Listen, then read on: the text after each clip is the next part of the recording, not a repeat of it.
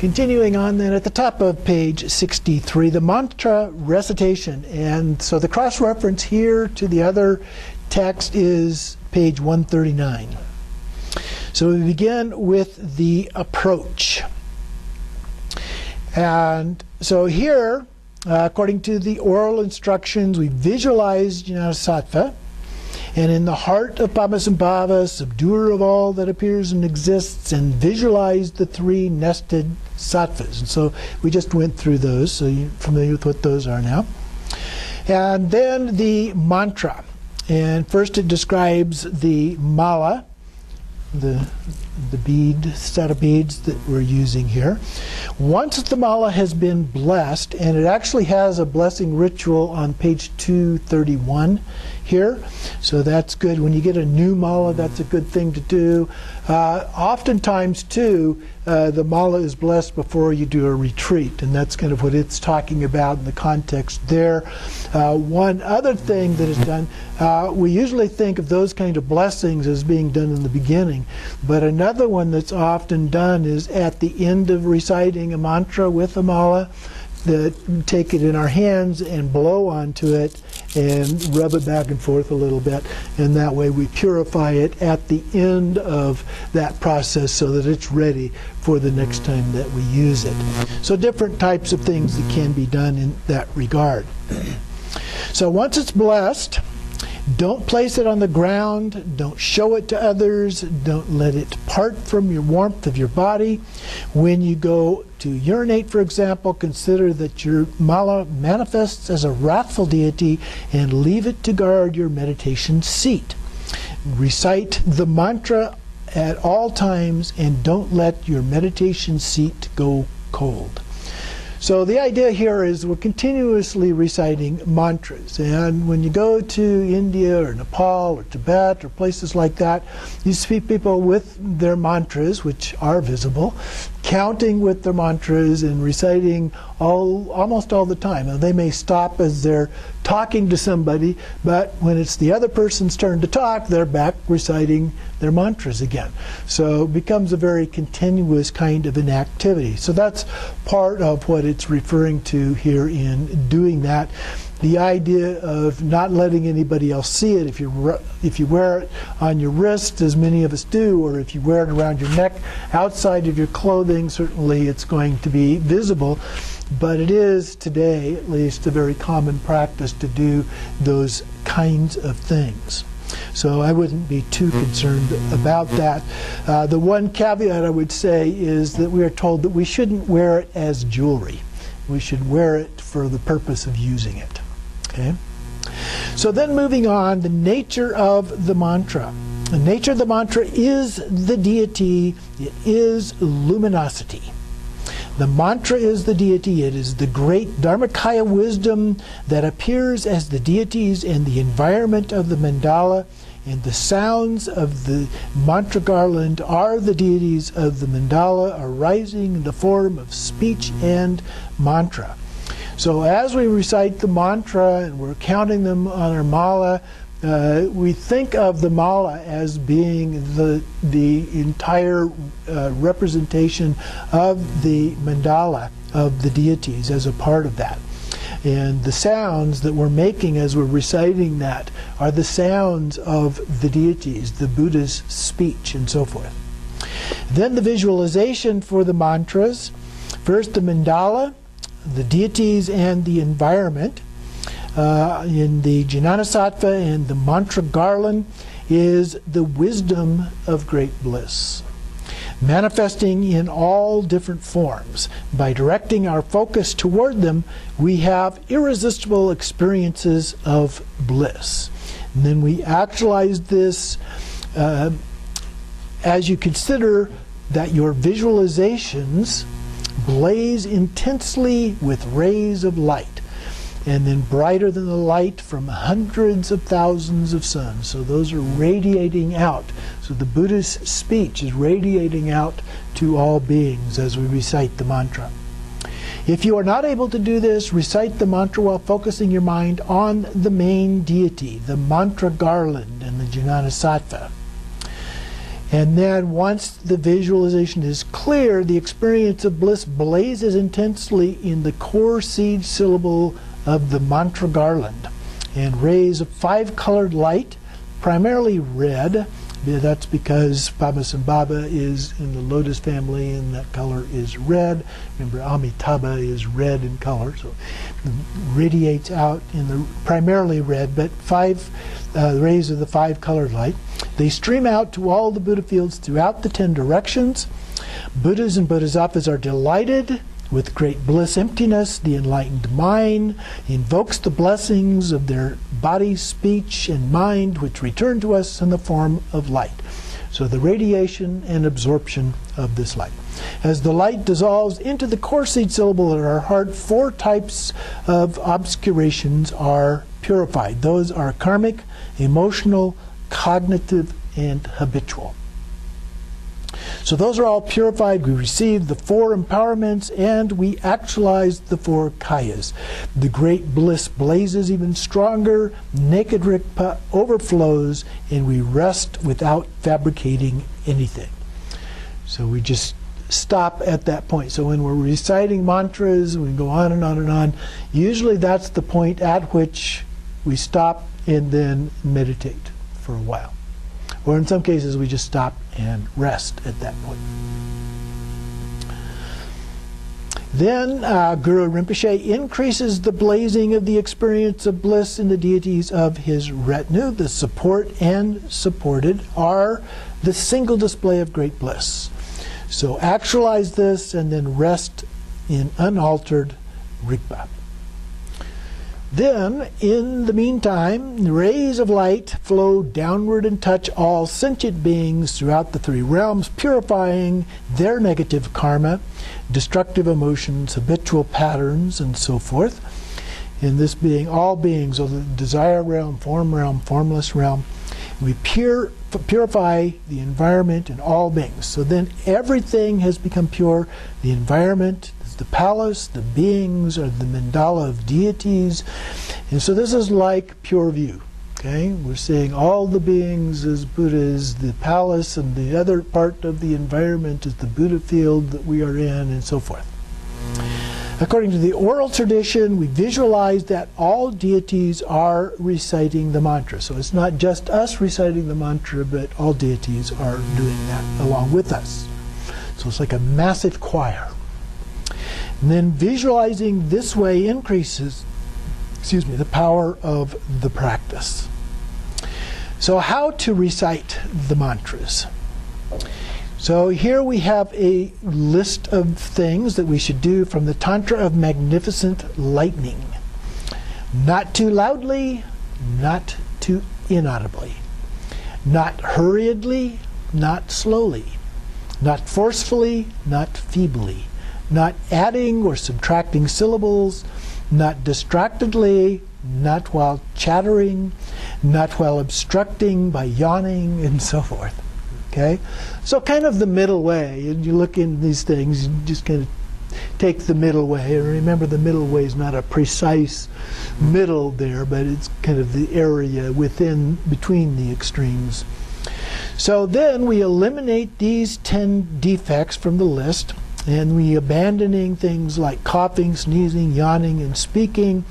It's sometimes said that if we do one of those things while we're reciting, then we go back and we start over, at least with that particular mala, round on the mala as we're reciting.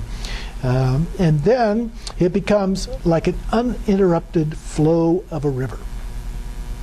So then it gives the definition of the Padmasambhava mantra here, which is cross-referenced on page 141. So Oma, Hong are the seed syllables of the 3 kayas. Vajra is Dorje in Tibetan, usually translated as indestructible, I think is the best way, although there are other examples. Guru is the Lama or the teacher, but it has this quality of positive qualities and heaviness as associated with that. So it says it's heavy with positive qualities.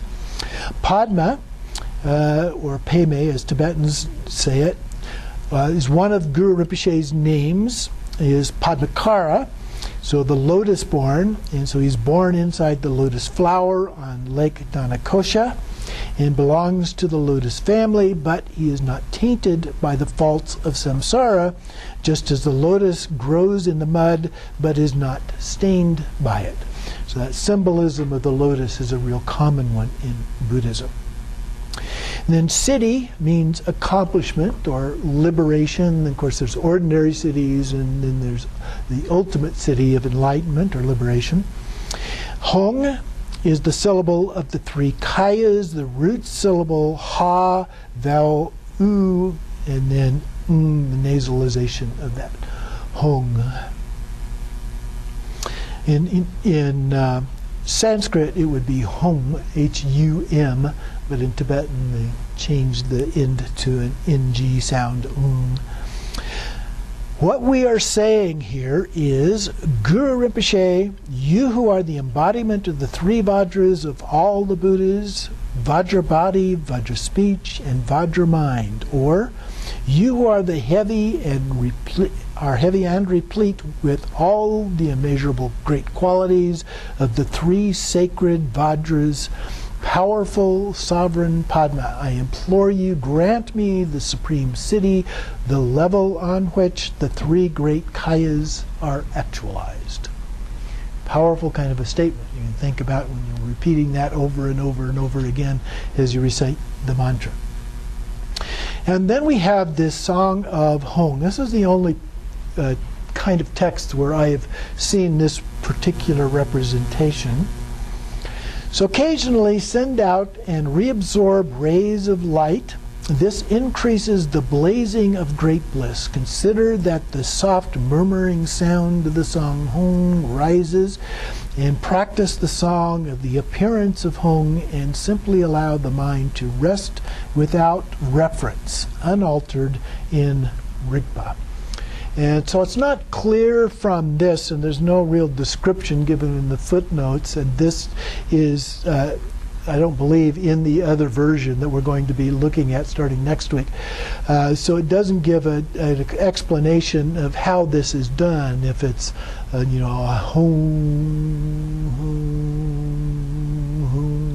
a slow, somewhat melodic kind of a representation, or what, and then you just rest in Rigpa, and then you return to reciting the mantras. Not at all clear from the description. But then we continue with Lama Guru Rinpoche. See your teacher at all times as inseparable from Guru Rinpoche. So whoever your teacher is, you look at them as always being inseparable in essence. We rely on the Lama for the supreme siddhi and the ordinary siddhis to arise. When you receive the empowerment, your Lama himself appears as the mandala of Rigdzin Dupa. One of the representations that we have is called the body mandala. And so when we're getting the empowerment, when it says you look at the Lama as being the mandala, that's the form that it's taking. And there are some descriptions that you can find online of which body part is representing which of the different aspects of the mandala, like the 37-point mandala has specific points in the body that you can look up and find all of those. But the important point is just thinking of the Lama as being the mandala when you're doing those. So your Lama becomes indivisible. From them he blesses your mind stream as the mandala of Rigdzin Dupa and renews the potency of the empowerment. It is vital to never part from the yoga in which whatever appears arises at the mandala of Lama Rigdzin Dupa. All sounds are the mantra, all concepts are thoughts that arise as the wisdom of great bliss. And then, of course, all beings are Buddha. The environment is the Buddha field.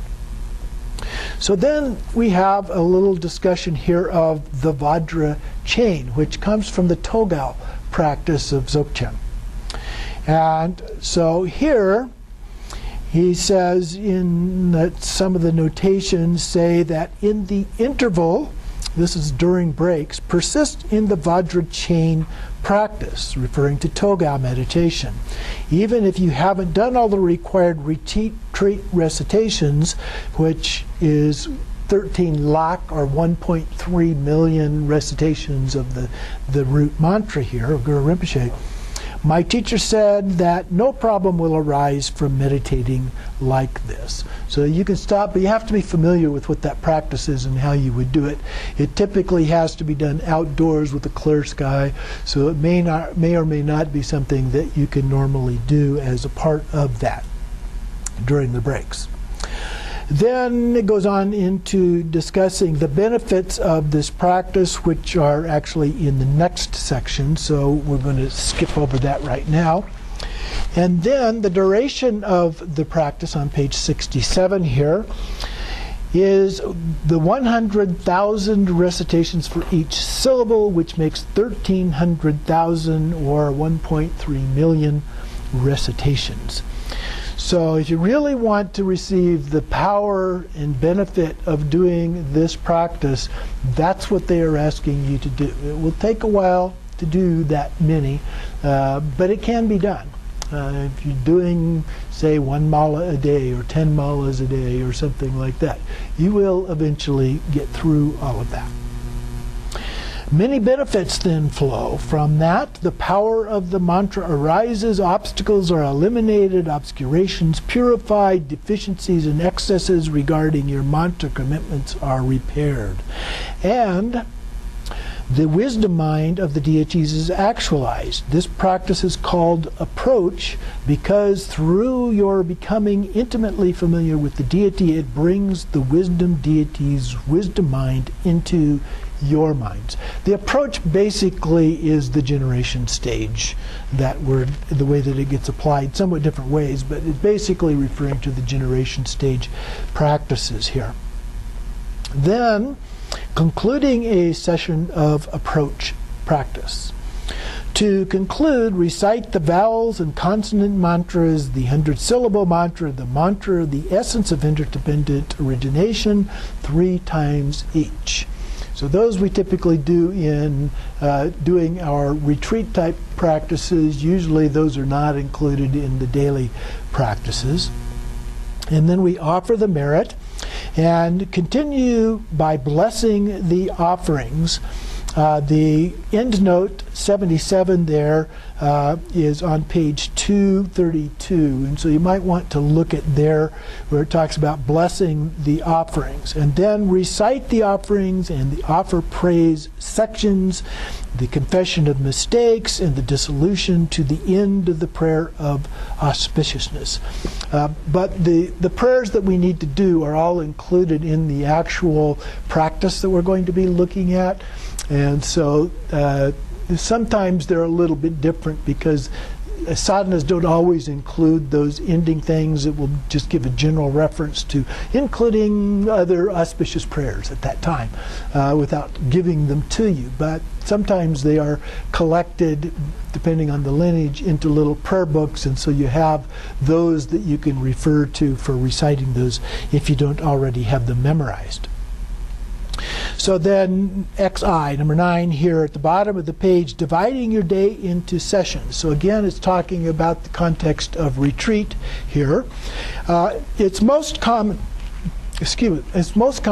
to divide into 4 or 6 sessions per day. So you'd have 2 in the morning, 2 in the afternoon, evening, or you have 6, and so you'd have 3 in the morning and 3 in the afternoon, evening.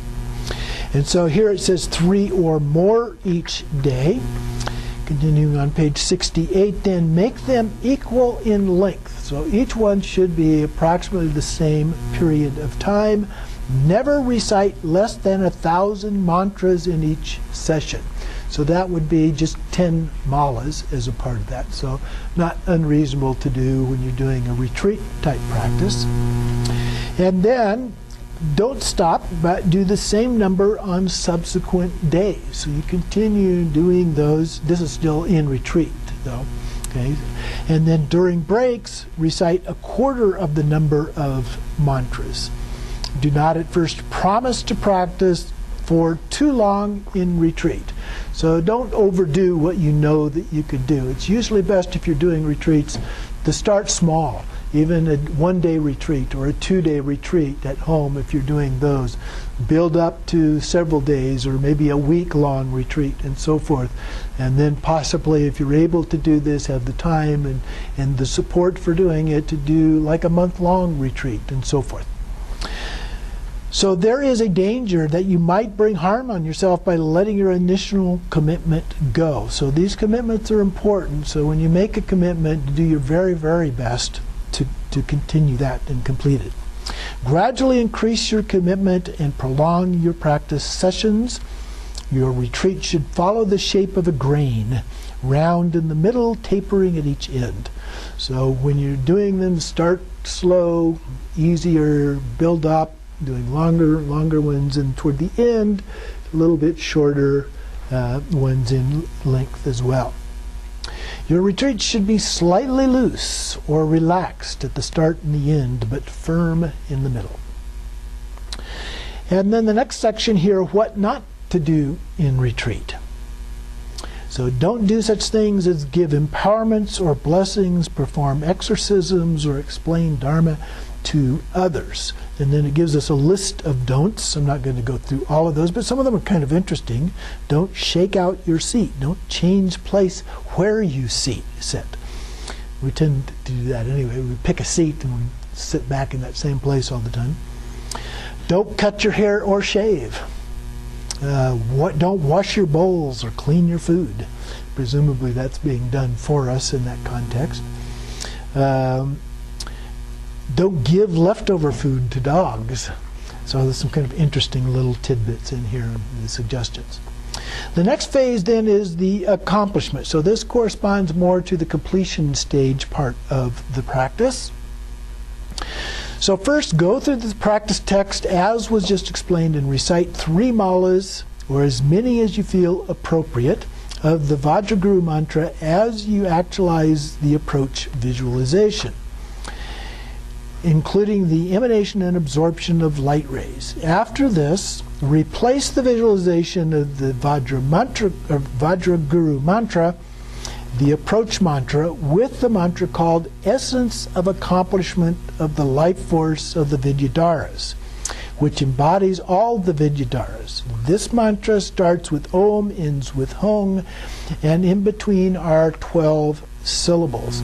I had to do some digging because it's not in the actual sadhana text that we're going to be look at, but I found it. Okay, so here's where it is. I can't find it anywhere in this book either. So Om Ah Hung. So it's very, very similar to the Pavasambhava mantra, but it's a little different. Om Ah Hung Maha Guru Sarwa Siddhi Pala Hung. Okay, yeah. Om Ahung Mahaguru Sarva Siddhi Pala Hung. And if you count the syllables in between the Om and the Hung, there's 12. Okay, so that's what it's referring to there. But it would have been convenient if they had told us a little bit more about what that was, because Maha, it points out, means great, and Sarva means all. So what we are saying here is, you who are the embodiment of the 3 Vajras and who are heavy with your qualities, deities of the Lama Rigdzin Dupa, grant me all the siddhis, supreme and ordinary. And then, since 1,200,000 mantras need to be recited in order to accomplish the siddhis, recite 1,300,000 or 1.3 million in total to make up for any deficiencies. To practice the Doli or Palanquin Samadhi, we need to have attained clarity and stability in our visualization of the deities of the mandala by meditating without separating from the 3 awarenesses. This would be awareness in terms of body, speech, and mind. So this is sometimes this Doli or Palanquin mantra was often referred to, we've talked about it as a whirling mantra. Okay, so typically what happens is the mantra that's circling around at your heart splits into two. One on the inside, which stays there, and one on the outside, which then goes up through and out the mouth, into the mouth of the consort, back down through her central channel, or his, as the case may be, then back up through, because they're sitting in union, then back up through, and then it whirls around. In some cases, it whirls around again, and then goes through the bodies again. In other cases, it just continuously goes around in a circle. One way of describing it is if you've ever used sparklers on the 4th of July and you whirl them around at night and you see this, that's the way it's described, as looking something like that. So then, if the deities don't appear clearly, we cannot accomplish the emanation and reabsorption of light rays. And so in particular, we cannot practice the Palanquin visualization. Something we need to do, that we really do need to practice, because it is extraordinarily skillful means for accomplishing the siddhis. It gives rise to the wisdom of great bliss. Now, you can do this by having one of the mandala images that you could use, particularly the one with the 8 Vidyadharas around the outside and Guru Rinpoche in the middle and so forth that we looked at before. So if you have trouble with visualization, the other way you can do that, rather than actually visualizing it, is just sense it.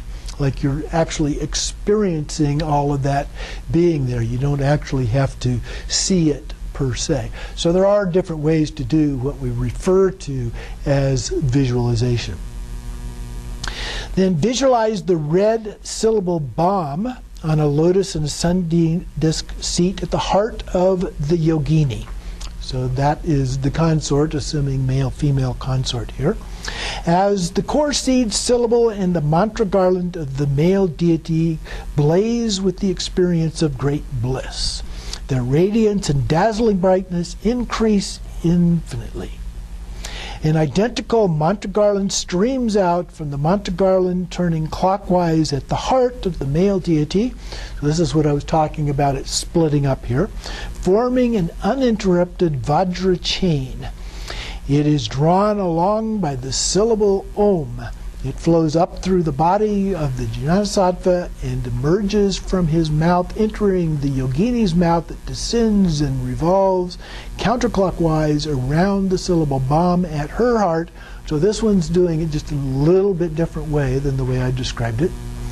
And then descends through her body and exits through the opening of her secret place. Continuing through the path of the jewel of the male deity, the mantra garland moves upward and dissolves into the core seed syllable at his heart. Innumerable mantra garlands constantly revolve in the same way, like a whirling firebrand. So that's the whirling sparklers that I was referring to. This has the nature of great bliss and appears as a blazing luminous mass. As light spreads out in all directions, the experience of bliss grows ever stronger, causing the experience of great bliss in the male and female Jnanasattva consorts to blaze up unbearably. This causes light rays of compassion to stream out from their bodies, which are in union, and extend everywhere throughout the 10 directions. So light rays then are going in all directions. These touch the chief deity of the mandala and his retinue. They increase their experience of wisdom of great bliss and emptiness. Their bodies move and dance. The hand drums in their hands rattle and their bells ring. Their speech resonates with the sound of the song of home. Their minds overflow with the naked great simplicity of Rigpa that is free from all elaboration. They remain unwavering from the enlightened mind of clear light. indivisible space and Rigpa. They also direct their Rigpa so that the appearances of its dynamic energy or its own spontaneous radiance appear as the complete perfection of this one great deity mandala of infinite purity. They rest without ever moving from this state. So the bliss in this form, in Dzogchen we talk about Rigpa, in Tantra we talk about bliss, but in this form it's bliss emptiness, or the merging together of those two. Meditating in this way, we destroy or interrupt the impure perceptions of reality caused by inner mistaken thoughts, namely the appearances of the environment and beings, or of appearance and existence. So when we begin taking those literally, we've slipped a little bit too far here in how we're perceiving this. So we need to imagine that the rays of light emanating from the deities of the mandala stream out, pervading the whole environment and all beings, and purify these impure perceptions of reality. This is an important key point. Why this phrase, this is why this is called the accomplishment. So by doing this through this radiation and reabsorption, this is the accomplishment. The potentials of both the supreme and ordinary cities actually become manifest or are accomplished. So that's where the word comes from. So then we have the next section, how to practice the path of the Nyingtik. First, we distinguish between mind and Rigpa. So Rigpa is the nature of the three great kayas, as the ground, and where these are cut through, thoughts are cut through, the rest without fabrication, the natural Rigpa. So Rigpa's own spontaneous radiance appears as the mandala, in this case. The Jnanasattva and Samaya-sattva are one and the same. So we rest our visualization with clear appearance and stable pride, or what we often refer to as Vajra pride. It's not arrogance that would be ordinary kind of pride, but the kind of pride that comes from being or sensing yourself, the nature of the deity. Then the mantra and deity are indivisible. The body as the deity, the speech as the mantra, the mind as clear light. So we accomplish the enlightened body, speech, and mind, never parting from the mandalas of body, speech, and mind. Always applying mindfulness and awareness, and alternating between holding the thoughts with relaxing. So we hold the thoughts and then we just relax. And then we go on increasing in stability as a part of this, and eventually thoughts will become more and more subtle, progressively subtler. When we visualize the deity, there is an aspect of meditation being created by the mind. We may find that the visualization becomes more difficult as Rigpa becomes more stable and conceptual mind dissolves. So as we're doing this and our focus becomes on Rigpa, which is non-conceptual, the visualization, which is conceptual, tends to melt away as a part of that. Do not try to visualize it more vividly, and do not let the appearance of the deity completely dissolve. So it becomes almost like a shadow image of itself, not like a regular shadow, but more like a reflection, not in a mirror, but a reflection in a window, where you can see it, but you can also see through it. So train having this clear and stable visualization by uniting the appearance of the deity with bliss. Invoke the wisdom of great bliss by practicing the palanquin recitation. You will directly see the face of natural great perfection.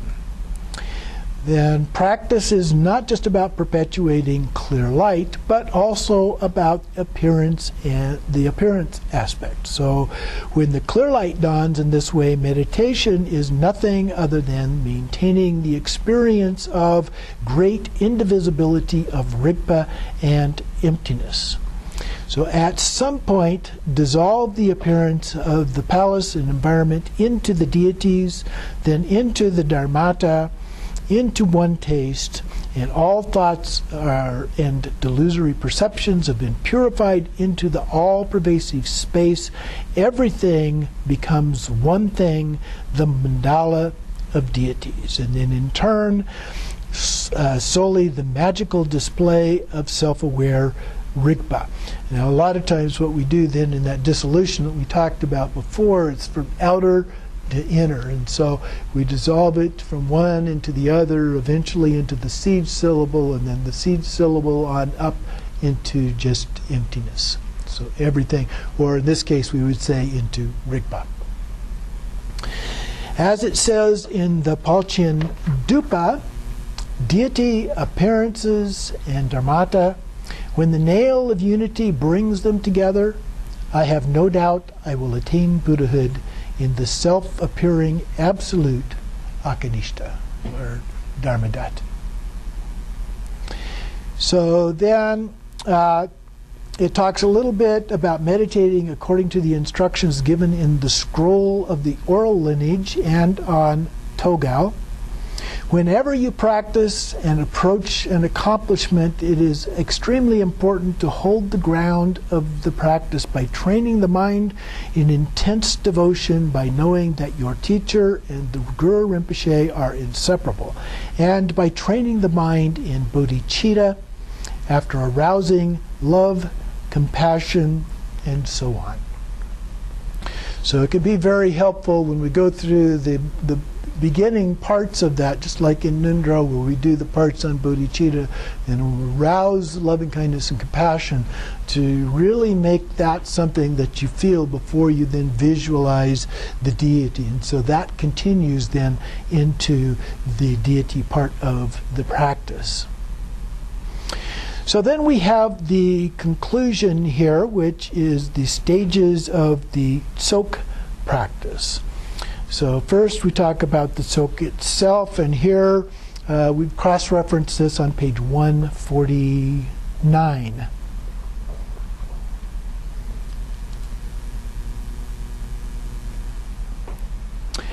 So the Tsok means a gathering, so it's when we're typically gathering together as a group that we do practices in this way, although you can certainly do the offerings and so forth by yourself at home as well. So the first part here is confession. For example, doing Vajrasattva would be one way to do this practice. So we purify various impairments and breakages of samaya. In the inexpressible ultimate confession, Yesha Kuchok, first we say all the mandalas of primordial wisdom arise and pervade the whole of space. And then we just follow the sadhana as the best way to do this, if there are those practices listed there. So then, or it gives an alternate to that, emptying the lower realms from their very depths, Nara Kokchak. So we begin with Lama Rigdzin Bema Samadha. The deities appear, you confess the offering of the two sets of four causes of confession. The first set of four is confession, the second is related to fulfillment. So the four causes of confession are body, which is making full prostrations. The second is speech, by reciting the verses. The third is with mind, to confess with remorse. And the fourth is confession of the view, where we rest in the great simplicity of dharmata. So no one confessing, no one to confess to, and so on. Then the four sections of fulfillment are the offerings of medicine, rakta, torma, and the lamp. So we've added a fourth one here to those offerings. So the inexpressible ultimate confession from the Rampant Elephant Tantra says to recite the 100-syllable mantra, preferably 100 times, which will take a while, no fewer than 21 times. Confess all general faults and downfalls, particular degenerations and breakages of samaya, that you've committed by making use of all 4 causes of confession, which we just went through, that all negative actions and obscurations gather into a black pile on your tongue. Interesting metaphor. And then the deities send out light rays that strike the pile, and then not a single negativity is left. So then rest in unaltered Rigpa. So we imagine that all of those things are just collected on your tongue there, and then all the deities just send that light that just wipes all of those out. Then for the second set of 4 causes of confession, recite the brief fulfillment offering of the 4 sacred substances that begins with Hong within this wondrous mandala of secret instructions, and make the offerings. This heals all degenerations of breakages of Samaya and restores and fulfills the Samaya. Then recite sentient beings are as limitless as the whole of space, and so forth, and the field of merit dissolves back into you. So he doesn't give the complete text there to recite, but gives you examples of those. But our sadhana has the text that we need to recite there that we'll get to starting next week. The tsok offering itself then is through the outer, inner, and secret offering substances that are made from every possible kind of offering of sensual stimulants. Then, in particular, meat and alcohol are specific Samaya substances of highest Yoga Tantra and are absolutely essential, as we've talked about before. So you should have some kind of meat, and I know some of you are vegetarians, but if you can, think of it that it's meat. If you think of meat as bad, that is an aversion. Okay? And that equals samsara. So you want to get beyond that if the meat is actually a part of that. But you can also have a symbolic form of meat, the dutsi pills or something else represented. Or you can now buy forms of tofu that are as meat or like meat that you could use as perhaps a substitute for that. But in general, we want to overcome our aversion. It's not like you have to have a whole steak or something like that as a part of that. Then we have the blessing of the offering. So the cross-reference here is on page 149. So we sprinkle the 3 inner liquids. Those here are said to be Chang, Amrita, and other kinds of Lama Amrita. I'm not sure exactly what that refers to. Usually when we would refer to them, they would be the same as we did before. Onto the offerings, and then we visualize the rays of light emanating from the Hong, the core seed syllable, yourself as Guru Rinpoche, Hong at your heart, and from this syllable, Ram Yam Kam emanate. Ram is fire that bursts out and burns away all imperfections and defects in the tsok. Kam is water and washes away all imperfections and defects. And then Yam is wind that scatters and disperses all imperfections and defects. So everything dissolves and scatters away into emptiness. Out of this, Kam arises as the self-manifestation appearing as the great inseparability of Rigpa and emptiness. From Kam emanates a tripod that supports the Kapala, and you can see that here, that it actually sits upon a tripod. So there's 3 corners, if you will, that come up on that. Give it a try here. Okay. So that's a tripod. It's a triangular shape. They come in slightly different forms, but there's fire blazing up on the 3 sides, and it forms a tripod on which that rests.